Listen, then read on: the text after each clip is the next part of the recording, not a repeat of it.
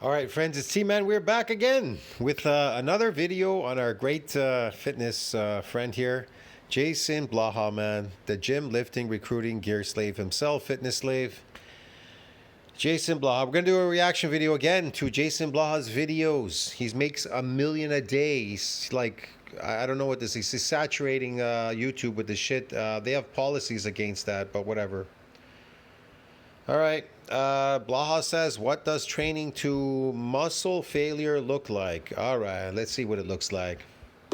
What does training to failure look like? Hey, everybody. Thought I would chat with you guys. Just to let you know, the training to muscle failure doesn't get the satellite cell to donate its nuclei to support further muscle growth of this myonuclear domain. Okay, just to let you know, that's not what activates the satellite cell to donate its nuclei. And gals a little bit about this today, and I'm going to show around 6 or 7 different lifts through here, and I'm going to show you guys examples of me training to failure. I'm just going to have them playing in the background.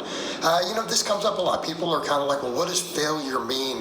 And the way training failure, it means nothing. It means that you're failing. You're consistently failing. That's what it means.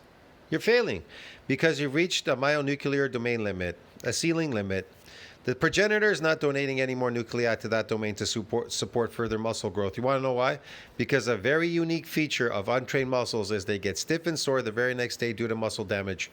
Muscles get damaged when they're untrained. But you could be a trained person and damage and do something that you're untrained doing, like in these studies. That's why people are so daft. They don't know how to read these studies that they have. They always do studies on, well, we have this group and that group, and they're untrained, whatever, and they're building this kind of muscle. Yeah, they're not untrained athletes.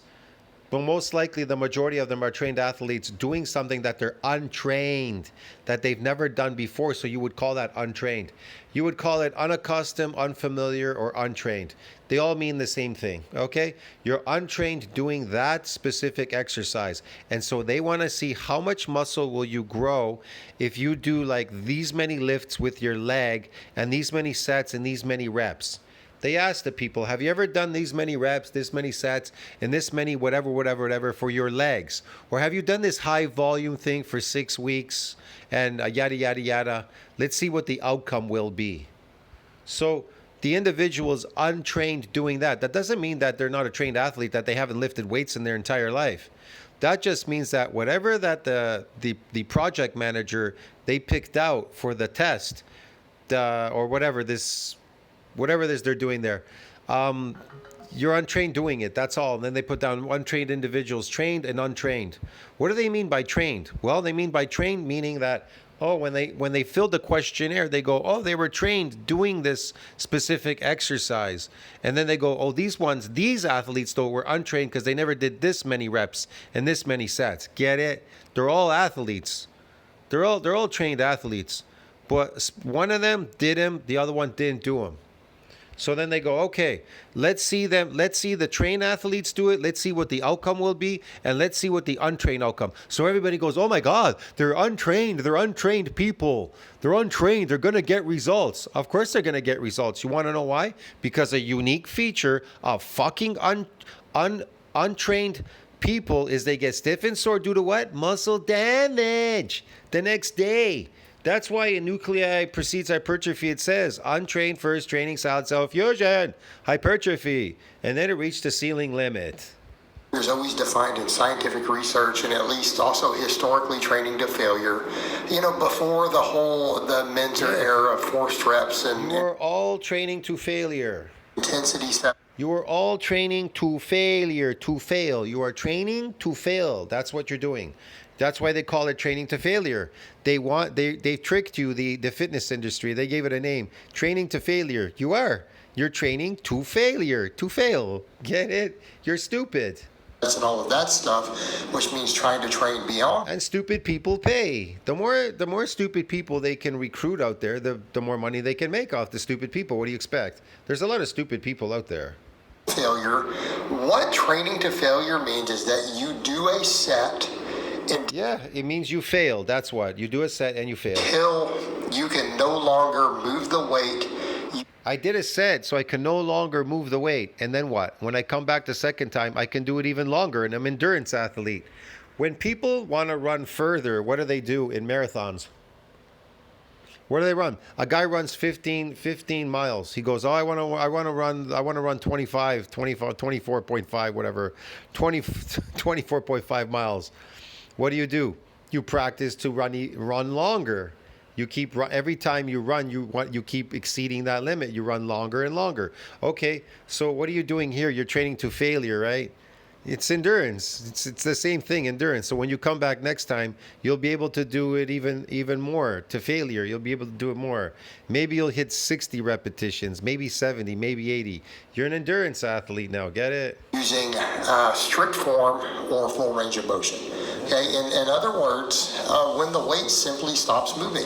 A lot of times people are kind of like, well, some of these you're hitting failure, but I don't see you like straining or grinding through. Well, sometimes I do on the last rep on the concentric, but that is what should happen. Like if you hit failure, like right there, saw what happened? I was doing this set, and when it got to the bottom end of the lengthened position, the weight just stopped moving. And what you're going to find on most exercises, and we need to be very clear on this. Yeah, he's just getting better at failing. Get it? At failing at lifting the weight. So then you can go to the next level and fail again.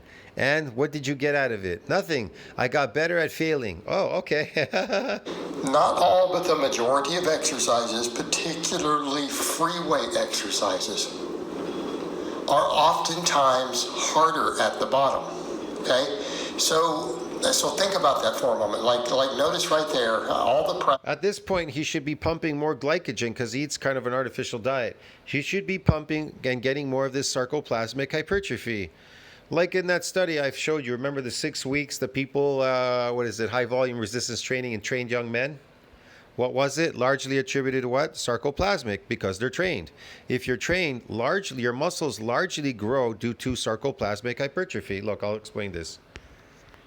Okay.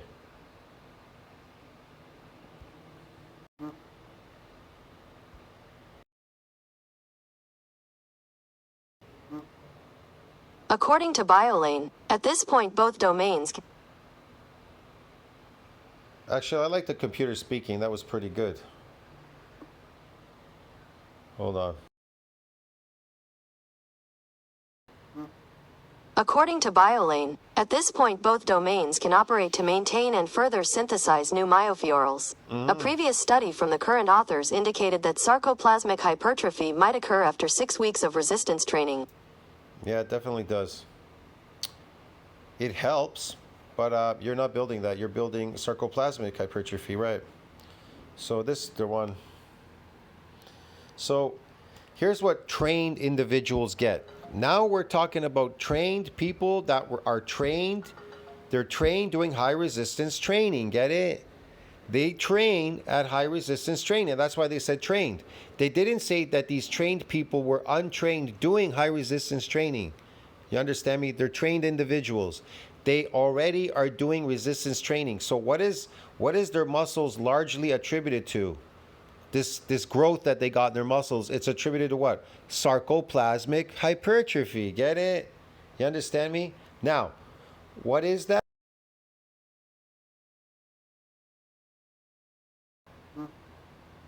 According to Medical News Today,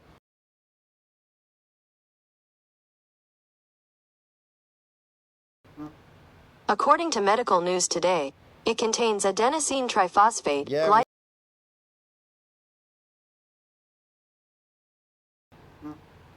According to MyProtein India, this enlargement in size is due to an increase of cells.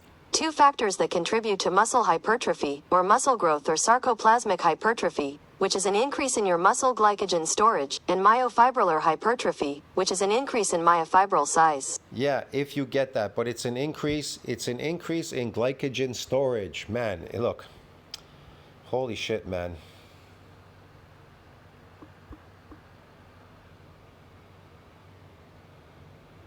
Not that one. I don't know why that one keeps coming up.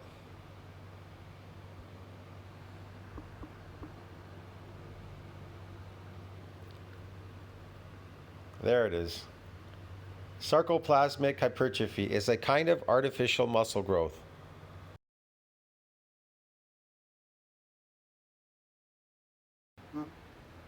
According to Body Transform Nutraceuticals, essentially, sarcoplasmic hypertrophy is a kind of artificial muscle growth. You're training the muscle for no other reason than to increase its size visually by increasing the amount of fluid it can hold, but you're not increasing the density of the muscle's fibers. Exactly. So the tests, they're corrupted because not even a DEXA scan can distinguish between sarcoplasmic artificial muscle growth and myofibrillar growth. It can't distinguish between the two. However, I like what they're saying in these about the fluid and stuff. This is really good. These ones over here, the increase in fluid, the glycogen. Oh, I'll tap these out because I like these. These are good too. These are all good. The unicorn down there, they talk about it. So, yeah, okay, so what's a unique feature? Look. What happened here? Hold on.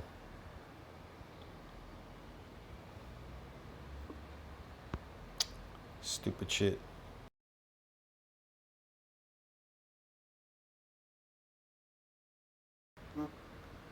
According to NCBI, a unique feature of eccentric exercise is that untrained subjects become stiff and sore the day afterwards because of damage to muscle fibers. Right. So what activates the satellite cell? The muscle damage. Muscle damage activates the satellite cell. Get it? And then it differentiates, proliferates, differentiates into myoblast, blah, blah, blah. Then donates its nuclei, so forth and so on, to that domain. But it depends on the amount of damage that was there. If there wasn't enough damage, it may not donate its nuclei. It's very specific. It really has to be damaged to a point where it's going to donate its nuclei. But it reaches a ceiling limit. Here's the problem. So you come in and you exercise. So we know that untrained muscles get damaged. It didn't say trained muscles. They said trained individuals, the majority of their muscles are due to what? Sarcoplasmic hypertrophy. So we go over here and you look in here.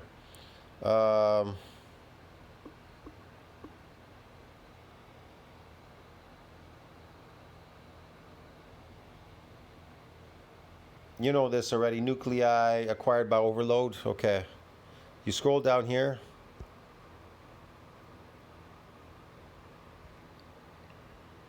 Again, there's that famous map. What does it say? It says untrained first training satellite cell fusion hypertrophy. It reached the ceiling limit during hypertrophic process beyond where the satellite cell can donate any more extra nuclei to that domain to support further muscle growth. That's a myonuclear domain. You're not getting any more. It's done. Want to know why? Because a unique feature of what? Of these untrained muscles, what's a unique feature?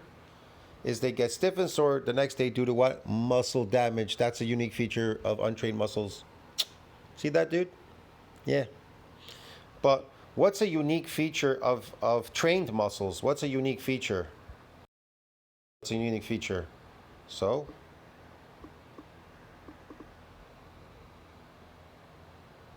Here, this is a unique feature. What's a unique feature of trained young men? Their muscles are largely attributed to sarcoplasmic hypertrophy, broski. See that? That's a unique feature of trained muscles. Yeah. I don't know. Even if I told the computer, I wonder what it would say. I never really looked it up. Huh.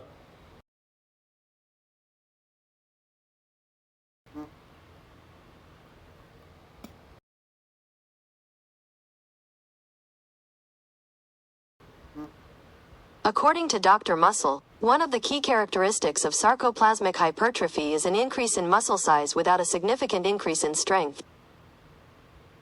This means that while your muscles may appear larger, they may not necessarily be stronger. You want to know why? Because it's artificial muscle growth, broski. So keep doing that. Keep training for that. Yeah. So what's a unique feature? What's a unique feature of training to failure? It's easy. It's based on high volume resistance training in trained men like him, training in the gym. It's sarcoplasmic Pressing, hypertrophy. you stick at the bottom. All those extensions, it sticks at the bottom. Okay, same thing. You understand why they call it training to failure? Because you're failing. They didn't say that you weren't going to get some sarcoplasmic hypertrophy in there. It's a high volume resistance training. You're training. It's high volume, whatever. You're training to failure is high volume, bro. You're just doing it the wrong way. It's not. It's not based on muscle damage. Muscle damage is based on a unique feature of untrained muscles. They get stiff and sore due to what? Muscle damage. Get it? You understand me? You have to do something that you're untrained to get that damage to come back. Once you're trained, it's adapted. It's not damaging anymore. It's protected. Watch these weighted chin-ups. When I have a hard rep, you can see me kind of fighting and shaking just a little bit on that last rep. Again, you're an endurance athlete. I don't care what you say. Like, so watch this. I think this is going to be 6 reps. Okay? Oh, yeah. I think this is my 3rd set that day. Sure. All right? Got one, and then I come up. You see that one shaking a little bit? And then I get to the bottom, and I simply couldn't move. Okay? Simply could not move anymore. He just stuck at the bottom. Sure. All right, same thing when you watch these curls, although it's far more brief. So watch what happens with these curls. I'm going to describe each of these, and I'm going to talk a little more about failure. So, and I think this one was, again, approximately a 10 or 11 rep set. And I intentionally chose movements that I had already done multiple work sets with, so these were oftentimes the final sets, because I record all this and log it. Okay, notice I'm straining right there. Okay, notice it's getting hard. I'm working. I'm struggling. Notice it slows down near the top, comes down, and then it just sticks at the bottom. So when I got there to the bottom, I just simply could not do another rep. Okay, now watch these incline curls, the exact same thing. With most free weight exercises, this is what happens with muscle failure. So the same thing, again, I think I got approximately 10 to 12 reps on this incline curl. Again, a stretch position movement. You can see my face on some of these. You can tell it's getting harder. Tell I'm struggling, I'm fighting with it. The reps are getting hard. Okay, the last couple of reps, and then it gets to the bottom and it just simply doesn't move. All right, incline dumbbell presses. Again, I tend to do a lot of reps on these. Yes, it doesn't move because you'll be able to fail the next time a little bit further every time. Yes. Sometimes I get 12 plus reps with this sort of weight. And this is usually my final press. I've usually done barbell work and stuff first. The most you could do is 12 reps. Okay, that's the failure, eh? So I'm pretty fatigued by the time I get to these. So You know, the funny thing is most people pretty much train to failure. He says 12 reps. Most people trains to 12 reps. Is that failure? They're failing because they're trained individuals. these again, notice this is very much a Until you do something that you're untrained doing, you won't be able to get that damage to come back to support further muscle growth. The progenitor donates nuclei. They synthesize protein. Without him, you can't further that domain. stretch position movement. Most presses like this, chest presses, are easier at the top biomechanically. So the muscles are usually under the most mechanical tension the lower you go. And so if it's getting difficult when you get to the bottom. Sure they are. That's just like you trying to teach people how to build arms. You don't have any arms yourself. How can you teach other people? Doesn't make any sense. How did you get there, Blaha? Oh, I didn't. I failed. I neglected my arms. So somebody who neglected their arms is going to tell you how to build big arms? What? That's like a mechanic. I never worked on that car, but let me tell you how it works. What? What happens? It just sticks. Oh, yeah, it just sticks. You know, and what happens there too, a lot of times people will want to help you. What's happening here, he's just withering away. He's withering away because, I don't know, is he in positive nitrogen balance? Who the hell knows, man? It's kind of up and down everywhere. He just looks sarcopenia'd. On those, they're not real. If you play piano and you have trouble... What happens there too, a lot of times people will want to help you on those. They're not really doing you any good because they're just helping you through the part where the muscle actually gets the most growth. Like, it's almost not doing any good. You should just probably... Where the muscle gets the most growth, muscles, they don't grow. They have to damage first before they can grow. They damage before they grow. Yeah. Quit the set at that point. But most of these, you'll notice what happens. What happens when we get to failure. You guys can see on my face, some of these I start turning red. Sometimes you see me gritting. Sometimes occasionally you'll see me shake. The weight will slow down a little bit on, say, the last rep. Sometimes the second to last rep. The weight will start to move slower. And then it simply sticks at the bottom. It does it? Oh, okay. It sticks at the bottom. Sticks at the bottom. You know, here's the thing. People have talked to me on my channel about, doing eccentric exercises. Look, man, you can do just all eccentric, but that doesn't mean you're gonna get damaged and these muscles are gonna they're gonna magically grow because just because you did eccentric, magically the progenitor is gonna come in magically just because you did an eccentric exercise. It's going to donate its nuclei just specially for you because you're a special person. Get it? With special needs in the gym. No, man, it doesn't work that way. I never said to people that you shouldn't do the concentric exercise. I say you don't have to fully concentric if you're focused on eccentric. That down force can take a lot more weight than the up force. Listen, the down force can manage more weight than the up force. I mean, I've seen people in the gym. They know about eccentric exercises. I talked about decades ago. They used to do like 315-pound shoulder presses. But, a lot of them were on like the Smith machine. They were with their friends. And then they would rack it back up to the top. And then they would drop it down. Rack it back up and just drop it down. They wouldn't do the concentric movement. They would only do the eccentric movements on the bar. Yeah. Why would they do that? Well, to activate more motor units, it would activate more motor units. There would be some damage. Maybe they didn't do it before, they were untrained doing that. And then the muscles remodel bigger and stronger. They adapt. Now, how much did they get there? I can't tell you for sure how much muscle they grew there. And so they come in eventually when it's repaired and remodeled, it's resilient, stronger, whatever. They should technically be able to press 315, okay? Whatever. Something like that, yeah. By doing a lot of these eccentric movements. So the down force can take more of the weight. There's more weight. It can take more weight on the down force than you can on the up force. You understand me? It's harder to run uphill, but it's easier to run downhill. But the difference between running uphill and downhill, running uphill takes up more energy. Running downhill takes less energy, and gravity is also pulling you down. So not only is the weight pulling you, but gravity is pulling you. You understand me? And so there's much more of a stretch. There's more stretches going to be compiled on the muscle on the down force, moving a heavy weight. So you don't have to fully contract the weight all the way up to the top. Just pick the heaviest weight that you can manage without damage, without crippling yourself, just enough to damage the muscle fibers. And so you do multiple repetitions, as many as you can do, lots of them. That's it. But make sure that you were untrained doing that you've never did that before. The rep scheme, the reps, the weight, whatever it is you're doing there. And then you'll get a repair and a remodeling. They'll hypertrophy, get it? You'll get these nuclei, they'll be repairing, remodeling, and muscle, bingo. And that's how we define failure. So what actually causes muscle failure? All right, what a lot of people are unaware But here's the problem. That same rep and scheme, lifting scheme and everything that you did, it'll adapt, and it will no longer get any more you'll never get any more adaptations there.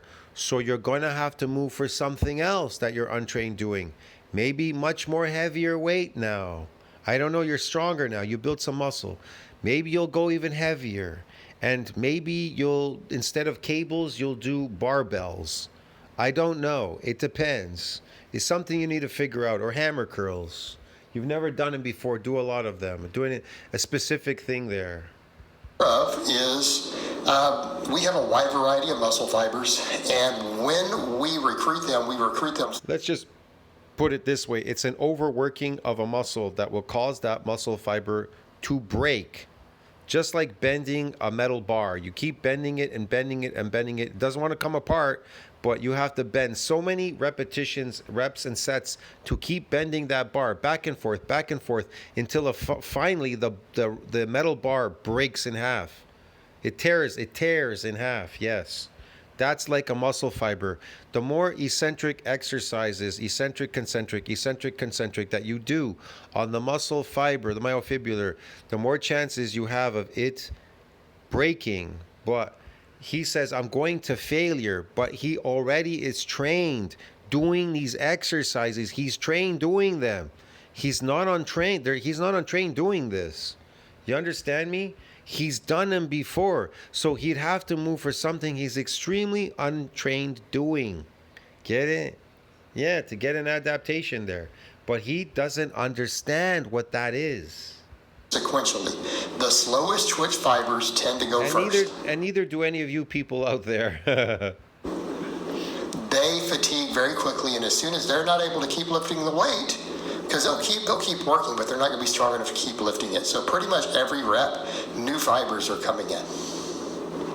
Yeah, you're recruiting more motor units and then possibly more androgen receptors, making you better at doing those exercises and loading glycogen because you're an endurance athlete now. Get it? Sarcoplasmic hypertrophy, artificial muscle growth. Right? New fibers are usually kicking in every single rep on most of our work. So as if we're doing any appreciable weight, it's not a 50 rep set. So what ends up happening as they get more and more fatigued, new muscle fibers come in all the way until we get to the upper threshold, the highest threshold, fastest twitch fibers, the ones that do the real work. Right? I'm getting the faster twitch muscle fibers, the threshold. Yeah. Okay. What about them? It can produce the most force because your body doesn't want to use those unless it has to. Those are also incidentally the ones that can grow the most. Yeah, but you have type 1 as well. You have the same amount to type 2 to type 1. I don't know what he's talking about, man. Get it? He's crazy. A lot of these fibers, they're glycolytic. Type 2, they're glycolytic. And they're oftentimes the only ones that grow as we get really advanced. In other words, those various intermediate fibers will grow as you're more novice. No, they don't grow. They damage and then they grow. They don't grow. They don't grow because you're lifting a weight, bro. Get it? They don't grow. You don't have any additional nuclei to support further muscle growth to synthesize protein. They don't grow. You're not growing. That's why you're not growing. You're lifting, but you're never growing, Blaha, because we can see you in your videos. But the longer you train, the less they will grow. And you get over to where just... The longer you train, the less they will grow? That make no sense whatsoever. The longer you train, the less they will grow. Well, maybe if you eat, the less the sarcoplasmic will grow, maybe. Why? Because you're burning out most of the glycogen in the muscles? What are you talking about? Like the type 2, certain types of those are the only ones. Yeah, which one's oxidative and which one's glycolytic? Think about that for a minute. Why do they say that in science? Oh, this set of fibers are glycolytic and these ones are oxidative. Which ones are oxidative? The slow twitch ones, right? Right? Because you're going to go long distance. So, yeah, they're whatever. So, which ones are glycolytic? Oh, glycolytic, that would be the type 2 muscle fibers. They grow, right? Yeah, glycogen. They load a lot of glycogen in there. A lot. Continue to grow. Giving the appearance you have muscles, but you never got really stronger because you didn't build any myofibrillars. Oh. You've been training for years. Okay? He's been training for years and he doesn't know anything. Wow. But that's one reason people can continue to make strength gains over the years. It doesn't always continue to be in proportion. Like, you didn't really gain much size, but you put another 50 pounds on your bench over those several years. Well, yeah, that's definitely a factor. But so what ends up happening, once those muscle fibers get fatigued, if they're recruitable in the exercise we're doing or the range of motion we're doing, and they may not be, right? Not necessarily every muscle in your pecs is going to get used, every muscle fiber in there on a bench press, okay? We know this. It's going to use most of them. But when they get too fatigued to keep going and they can no longer lift the weight, it just stops. Then people say, well, how come then if someone helps you, you can do more reps with a lighter weight? Because you're going back to those intermediate. Look, like I said in my last video, there is a drug that they sell that you could buy over the counter in some countries, and in North America, it's prescription based. But there is a drug that you can use to aid you to increasing the myonuclear domain. It will push that domain, definitely. And it will be permanent, like it'll be solid. It won't be fake like steroids. This drug is not a synthetic steroid or anything like that. I can't tell you what the name is because, well, this is YouTube, unfortunately. I'm not here to promote anything. But there is such a drug that exists, and it's not synthetic. It's actually real, made from something real. I can't explain what it is exactly, but it actually helps to push the myonuclear domain, and it makes it permanent if you know how to incorporate lifting with this particular drug. You could call it a drug. It's not really a drug, but you could call it that. But whatever. You can incorporate this thing, and wow, it will really push that myonuclear domain, and it'll be solid. It'll be real. Be myofibrillar with, like, more nuclei, a bunch of stuff. It's unfortunate I can't tell anybody online what it is. I'd love to tell people, but I can't tell anybody what it is, man. But you can incorporate it because all of you reached an MND size limit. But you can incorporate it in your exercises and moving for a new adaptation. Once you move for an adaptation and you do take this so-called drug, wow, it can really push it, I don't know, like 2-3 fold or something, like a lot. It works. It really works. It's a lot. It's a lot. Fibers. Okay. And when you stop using that particular drug, because you don't need a lot of it, you can use a little bit here and there, here and there. It's permanent. You're not going to shrink. It's not going to go away. Yeah. You're going back to the ones that actually won't even grow anymore once you're an advanced lifter. You've been training a while, those muscle fibers don't even grow. Yeah, you've been training a while. Those muscle fibers, they don't grow anymore. Want to know why? Because you reached the ceiling limit, a myonuclear domain limit, a ceiling limit during hypertrophic process beyond where the satellite cell can donate any more extra nuclei to that domain to support further muscle growth. So if you've hit failure and someone helps you do several more reps, like they're taking 20% of the weight, you're probably not even gaining any muscle from it unless you're on magical supplement. See, you're not gaining any muscle from it unless you're on magical supplements called stenkoids, and then you could build more sarcoplasmic muscles. You could build sarcoplasmic muscles eating lots and lots and lots of potatoes. Get a 50-pound bag of potatoes. Just eat shitloads of it and just pump your muscles like crazy in the gym. And I guarantee you, your muscles are going to get massive. They're going to grow massive. People are going to think you're on steroids. They're going to blow up, man, like crazy. Just pumping them like crazy, eating bags of potatoes, bro. Get it every day. Come home, boil a lot of potatoes and just fucking mash them with butter, because butter is really good for you, the fat. So you need that fat. It's going to help you a lot.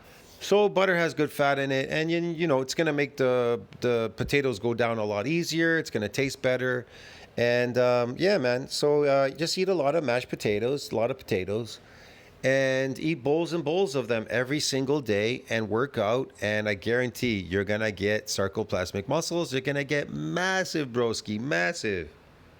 And that's a different story. So that's what's happening, and this is how we define muscle failure. And it doesn't mean that the funny thing is, potatoes, they don't make you fat. They don't spike insulin either. They're slow absorbing. You have to cheat or continue to. People are like, well, there's still muscle fibers left, but those are the ones that you were already fatigued earlier on, and they're just not strong enough to lift the full weight anymore. Now that they're fatigued, you should be glycoloading so you can blow them up, nice and fakely. What are you talking about, Blaha? You're wasting your time here. Right. Those are really not the ones that we care about. So trying to push beyond Why? that failure is worth very little, if anything, in terms of muscle growth. But reaching that failure point does seem to be. And some people are... What? It doesn't? And then it does seem to be? Man, it's just 85 years old is what it does to you. The last rep or two before it is actually capable of maximizing growth. It is it is maximized growth of accelerated aging for Blaha. He's reached the goal, 85 years old at 47. Whoa. Some researchers. But we know once we've reached kind of momentary muscle failure like that, and it can be brief. Yeah, when you reach momentary muscle failure, you've reached your goal in accelerated aging, yes. Right? It can be just to where if you were to rest a few seconds, you might be able to do another rep. Once we reach that point... Oh, yeah, you might be, and then again, you might not be. Though we have really fatigued all the available muscle fibers that are probably going to grow from that work set. You've fatigued all the muscles that you possibly could to get any muscle growth out of it. It's been fatigued, so it's reached the ceiling limit in fatigue. It will not grow any more sarcoplasmic muscles because Well, I don't know what he's talking about, bro. He's making shit up, man. Come on. Okay, and there's no need to necessarily cheat or try to do reps that you can't do anymore with good form. All right, guys, but that's really all Yes, don't cheat. Doing more reps with good form. Whatever, man. I have to say on that today. I hope it's been informative, and I'll talk to you guys and gals next. Man, it was really informative not to do anything that Blaha tells you to do, man, or you're gonna end up failure like him, accelerated aging 85. See you in the next one. Ciao, friends.